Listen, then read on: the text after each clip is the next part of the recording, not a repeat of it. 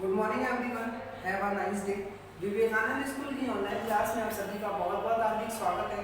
और आज हम बात करेंगे क्लास 7 की। क्लास 7 के अंदर हमारा सब्जेक्ट है विज्ञान, और विज्ञान विषय के अंदर अपन चैप्टर नंबर 16 पढ़ रहे थे। चैप्टर नंबर 16 का नाम है जल एक बहुमूल्य संसाधन है। इसके बारे में अपन ने कुछ डिटेल से पहले भी बात की थी कि जल जो है एक बहुमूल्य संसाधन है, और हमने स्टार्टिंग के अंदर भी पढ़ा था कि जल है तो कल है। अर्थात हम कह सकते हैं, आपने ये भी पढ़ा होगा पिछली क्लास के अंदर कि जल ही जीवन होता है और जल ही जीवन है। यदि जल है तो हमारा जीवन है। और आप सभी को ये भी पता होगा कि हम जल के बिना एक दिन भी नहीं रह सकते, लेकिन हम भोजन के बिना 2 या 3 दिन तक जीवित रह सकते हैं, लेकिन जल के बिना हम एक दिन भी जीवित नहीं रह सकते हैं। जैसा कि मैंने आपको लास्ट की क्लास के अंदर बताया था कि जल जो है एक प्रत्येक व्यक्ति की एक मूलभूत आवश्यकता है। प्रत्येक व्यक्ति को गवर्नमेंट के द्वारा एक निश्चित जल दिया जाता है, लेकिन कई लोग जल का सदुपयोग करते हैं और कई लोग जल का दुरुपयोग करते हैं। तो हमें जल का दुरुपयोग नहीं करना चाहिए। तो हमारा इससे रिलेटेड एक टॉपिक है जनसंख्या प्रसार। जनसंख्या प्रसार के बारे में अपन बात करेंगे कि जनसंख्या प्रसार से जल कैसे प्रभावित होता है। आप सभी को पता होगा कि जैसे आप देख रहे होंगे कि जैसे जैसे आप देख रहे होंगे कि भूमि जो है वहाँ पर मकान बनते चले जा रहे हैं, दुकानें बनती चली जा रही है, उद्योग कारखाने लगते चले जा रहे हैं। इससे कारण खाली खुले मैदान, बगीचे, पेड़ पौधों, इनकी संख्या लगातार कम होती चली जा रही है। और आप सभी को पता है कि जल जो है हमारी एक मूलभूत आवश्यकता है। आप देखते होंगे कि जैसे मकान, मान लो किसी का मकान बन रहा है, तो मकान बनाने के लिए जो है आपको पता होगा कि पानी की कितनी आवश्यकता होती है। उसको जो निर्माण सामग्री के अंदर काम में आने वाले जो भी उपयोगी साधन है, उनमें जल की बहुत आवश्यकता होती है। एक मकान बनाने के लिए जल बहुत सारा चाहिए होता है, आप सभी को पता है। लेकिन यदि हम बात करें कि खाली यदि हमारे पास बगीचे हो, खाली बगीचे हो, खुले स्थान हो, हमारे पास मैदान हो, तो इन मैदानों में तो क्या है, बारिश का जैसे पानी आता है तो मिट्टी के द्वारा पानी सोख लिया जाता है। लेकिन आप देख रहे होंगे आजकल क्या है कि फर्श जो है इतनी कठोर हो गई है, इतनी खतरनाक हो गई है कि फर्श पर पानी जो है रिश्ता नहीं है जमीन के अंदर। हम लगातार क्या कर रहे हैं, भूमि के जल का उपयोग करते चले जा रहे हैं। और आप देखते होंगे कि जैसे जैसे हम लगातार भूमि के जल का उपयोग करते चले जा रहे हैं, वैसे वैसे भूमि के अंदर जल जाने के लिए भी क्या होनी चाहिए, जगह होनी चाहिए। लेकिन वर्षा का जल भूमि के अंदर बहुत कम प्रभावित होता है, नालियों के द्वारा बाहर बहा दिया जाता है। या फिर हम बात करें कि आप देखते होंगे कि जैसे मान लो किसी की पक्की सीमेंटेड छत है, तो उसके अंदर पानी नहीं जाता है। फर्श जो है इतने कठोर हो गए हैं कि उसके अंदर बारिश का पानी नहीं जाता है। खुले स्थानों की लगातार कमी होती चली जा रही है। और आप देखोगे जैसे जैसे जनसंख्या बढ़ती चली जा रही है, जैसे जैसे जनसंख्या बढ़ती चली जा रही है, ठीक वैसे वैसे मकान, दुकानें, उद्योग धंधे, कारखाने, फैक्ट्रियाँ, ये सभी लगातार बढ़ते चले जा रहे हैं। और एक दिन ऐसा आएगा जब हमारे पास जल बिल्कुल भी नहीं होगा, पीने योग्य जल भी नहीं होगा, और हमें जो है लिमिटेड जल दिया जाएगा। आज से ही हम संकल्प करें कि जल जो है हमारी मूलभूत आवश्यकता है। जल को हमें दुरुपयोग नहीं करना है, जितना उपयोग में लेना है उतना ही आपको यूज करना है, आपको खराब नहीं करना है, बहाना नहीं है व्यर्थ, और बारिश के पानी को एकत्रित करना है। बारिश के पानी का भी हम उपयोग कर सकते हैं। बारिश के पानी का उपयोग हम कपड़े धोने के अंदर कर सकते हैं, या फिर बहुत सारे हम सफाई कार्यों में इसका उपयोग कर सकते हैं। तो ऐसे बहुत सारे काम हैं हमारे दैनिक जीवन के अंदर जिसके अंदर हम बारिश के पानी का उपयोग कर सकते हैं। तो ये बात अपना ये टॉपिक क्लियर हो गया जनसंख्या प्रसार का। अब मैं बात करूँ बढ़ते हुए उद्योग।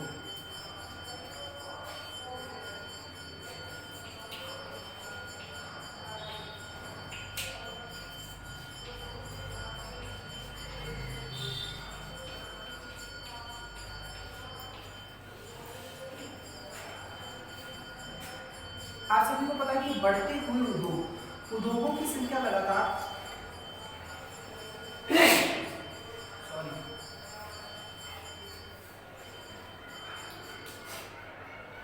बढ़ते हुए उद्योगों की यदि हम बात करें तो जल का उपयोग आप सभी को पता है कि सभी उद्योगों के अंदर किया जाता है।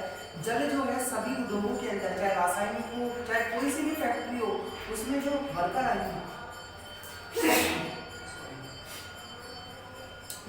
आएंगे वो वर्करों के द्वारा भी जल का उपयोग किया जाता है। उद्योग धंधों को चलाने के लिए भी जल की मूलभूत आवश्यकता होती है। आप सभी को ये बात भी पता होगी।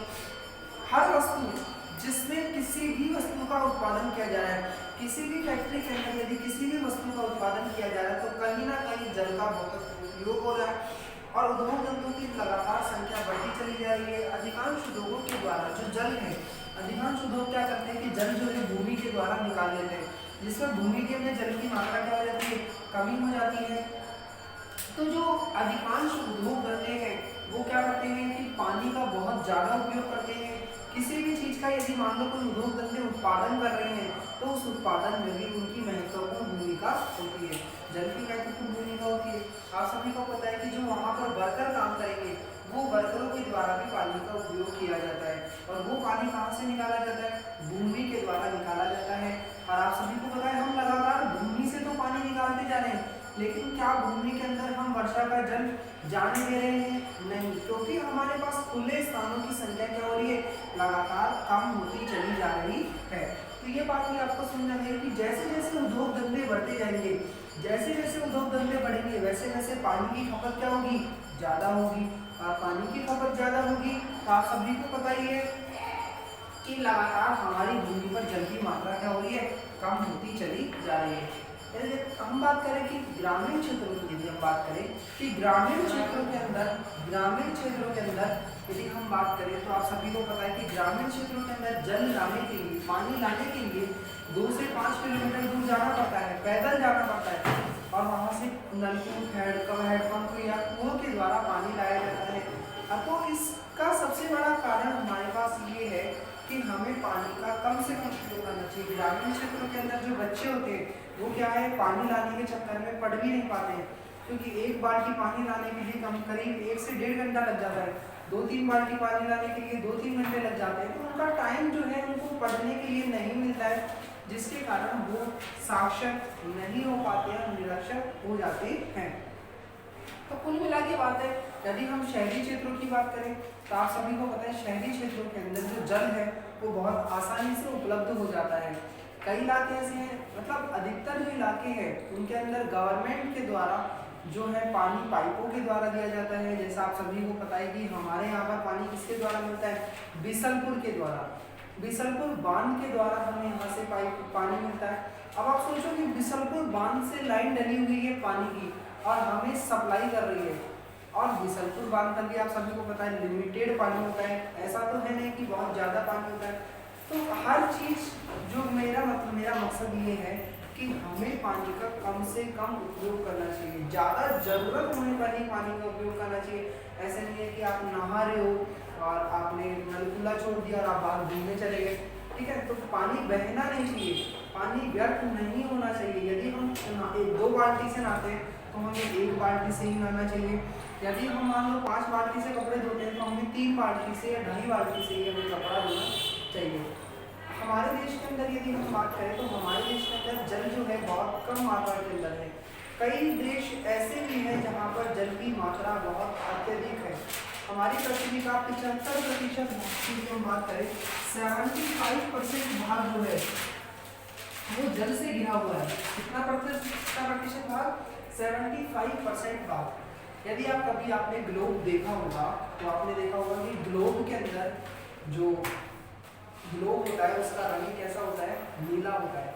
उसका रंग नीला क्यों होता है ग्लोब का? उसका सबसे बड़ा कारण ये है कि उसका रंग नीला इस वजह से होता है क्योंकि हमारी पृथ्वी का अधिकांश भाग क्या है, पानी से भरा हुआ होता है, जल से भरा हुआ है। लेकिन अधिकांश भाग जल से भरा हुआ है, जिसमें से 50% भाग जो है लगभग खारा जल होता है।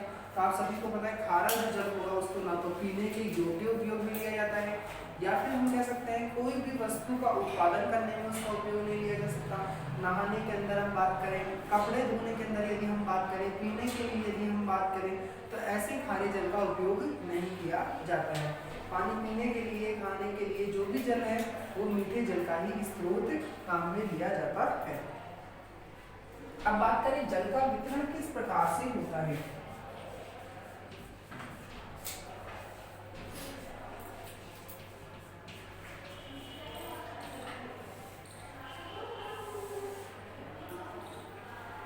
अब हम बात करेंगे कि जल का वितरण किस तरीके से होता है।